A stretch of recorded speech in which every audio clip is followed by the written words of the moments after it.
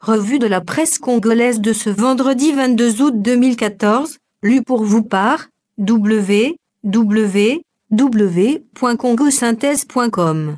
L'actualité dans la presse congolaise est dominée par la maladie inconnue et mystérieuse qui sévit dans la province de l'Équateur, où on déplore déjà 70 cas de décès. Maladie inconnue à l'Équateur. La psychose s'amplifie, rapporte le Potentiel dans sa livraison de ce vendredi 22 août 2014.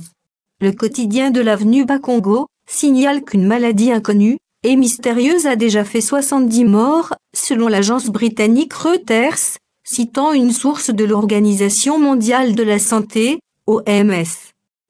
Les symptômes de cette maladie, qui endeuille les populations du secteur de Jra situé non loin de Boyédé, ont plongé l'ensemble de la population congolaise dans la psychose.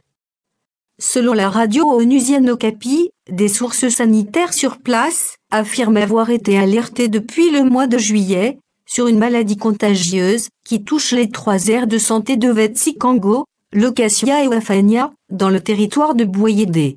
La maladie se caractérise par une forte diarrhée, de la fièvre et des vomissements. Cette maladie survient au moment où la fièvre hémorragique d'Ebola fait parler d'elle dans quelques pays d'Afrique de l'Ouest. L'OMS appelle, sous réserve des résultats d'analyse des échantillons au laboratoire, à ne pas tirer des conclusions hâtives. Pas suffisant pour empêcher la psychose.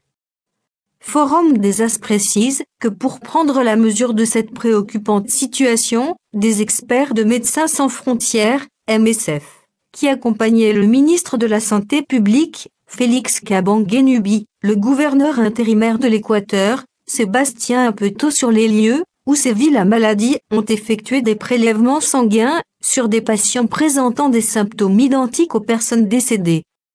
Il faut donc attendre sereinement les résultats des laboratoires et se garder de paniquer la population en parlant d'Ebola, conseille le confrère. Dans son titre phare, Forum des As signale que la CENI, Commission électorale nationale indépendante, a révoqué, jeudi, 96 cadres et agents, soit près d'une centaine. À en croire le communiqué de la CENI, il leur est reproché de fautes lourdes et manquements graves.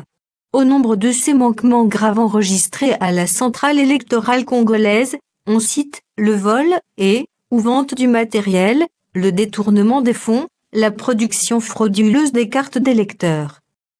L'Avenir fait état de l'interdiction de publication de 61 journaux au terme d'un arrêté signé, mercredi 20 août, par le ministre des Médias chargé des relations avec le Parlement et de l'initiation à la nouvelle citoyenneté, Lambert Mendé.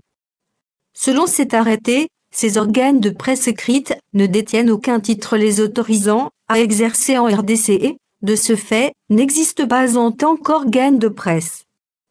Dans son éditorial, La Prospérité revient sur l'affaire Ewenga.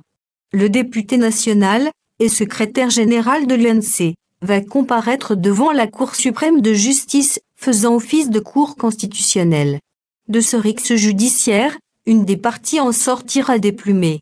Si la Cour fait droit à l'exception de la défense, des modifications notables devront intervenir en procédure pénale, notamment sur la flagrance. Dans le cas contraire, une nouvelle procédure devra être engagée pour la levée des immunités du député UNC. Écrit par Théodore Ngangus-MMC et lu pour vous par www.congosynthèse.com. Revue de la presse congolaise de ce vendredi 22 août 2014.